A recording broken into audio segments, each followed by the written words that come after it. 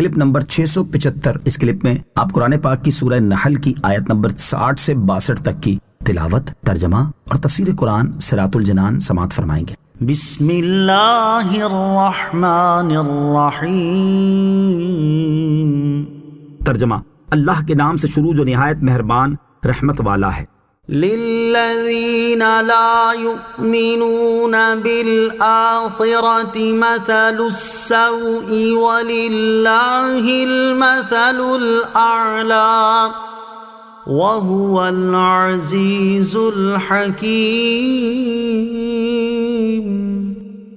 وَلَوْ يُؤَاخِذُ اللَّهُ النَّاسَ بِظُلْمِهِمْ مَا تَرَكَ عَلَيْهَا مِن دَابَّةٍ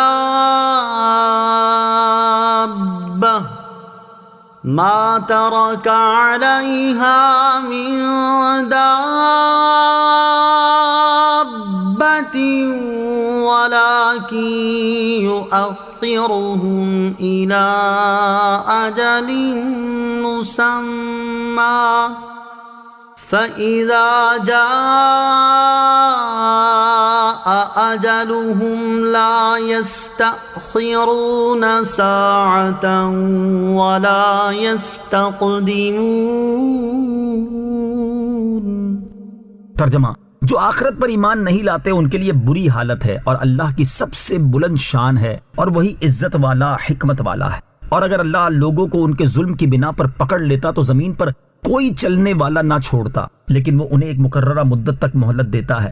پھر جب ان کی مدت آ جائے گی تو وہ نہ ایک گھڑی پیچھے ہٹیں گے اور نہ ہی آگے بڑھیں گے۔ وَلَوْ يُؤَاخِذُ اللَّهُ النَّاسَ بِظُلْمِهِمْ، اور اگر اللہ لوگوں کو ان کے ظلم کی بنا پر پکڑ لیتا۔ اس سے پہلی آیتوں میں اللہ تعالیٰ نے کفار مکہ کے بہت بڑے کفر اور برے اقوال کا بیان فرمایا، جبکہ اس آیت میں یہ بیان فرمایا کہ اللہ تعالیٰ ان کافروں پر جلدی عذاب نازل نہ فرما کر انہیں ڈھیل دیتا ہے تاکہ اس کی رحمت اور اس کے فضل و کرم کا اظہار ہو۔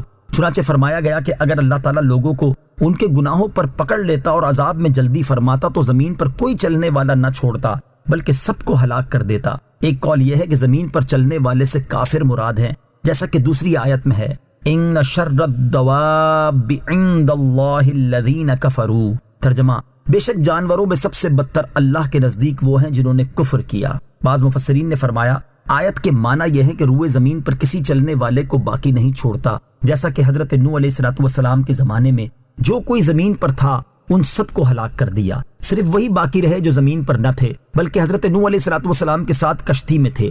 اس آیت کے معنی میں ایک قول یہ بھی ہے کہ اللہ تعالیٰ ان کے ظالم باپ دادا کو ان کے ظلم کی وجہ سے ہلاک کر دیتا تو ان کی نسلیں منقطع ہو جاتی اور زمین میں کوئی باقی نہ رہتا۔ وَلَكِن يُؤَخِّرُهُمْ إِلَىٰ أَجَلٍ مُّسَمًّى، لیکن وہ انہیں ایک مقررہ مدت تک مہلت دیتا ہے، یعنی اللہ تعالیٰ ان کے ظلم پر پکڑ نہیں فرماتا بلکہ اپنے فضل و کرم اور حلم کی وجہ سے انہیں زندگی کا وقت پورا ہونے تک یا قیامت آنے تک مہلت دیتا ہے۔ پھر جب ان کی مقررہ مدت آ جائے گی تو وہ اس مدت سے نہ ایک گھڑی پیچھے ہٹیں گے اور نہ ہی آگے بڑھیں گے۔ وَيَجْعَلُونَ لِلَّهِ مَا يَكْرَهُونَ وَتَصِفُ أَلْسِنَتُهُمُ الْكَذِبَ أَنَّ لَهُمُ الْحُسْنَى لَا جَرَمَ أَنَّ لَهُمُ النَّارَ وَأَنَّهُمْ مُفْرَطُونَ۔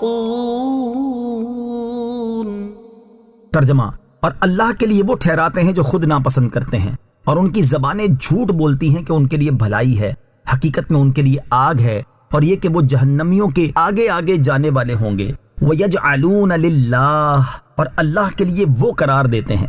آیت کا خلاصہ یہ ہے کہ مشرکین اپنے لیے بیٹیاں بھی ناپسند کرتے ہیں، اور یہ بات بھی کہ ان کی ملکیت میں کوئی دوسرا ان کا شریک بنے، لیکن اللہ تعالیٰ کے لیے انہی چیزوں کا دعویٰ کرتے ہیں۔ یوں ہی اللہ تعالیٰ کے لیے ناقص مال علیحدہ کرتے ہیں اور بتوں کے لیے اعلیٰ مال جدا کرتے ہیں، اور اس کے باوجود بھی اپنے آپ کو حق پر گمان کرتے ہیں اور کہتے ہیں کہ اگر محمد صلی اللہ تعالیٰ علیہ وسلم سچے ہوں اور مخلوق مرنے کے بعد پھر اٹھائی جائے تو جنت ہمیں ہی ملے گی کیونکہ ہم حق پر ہیں۔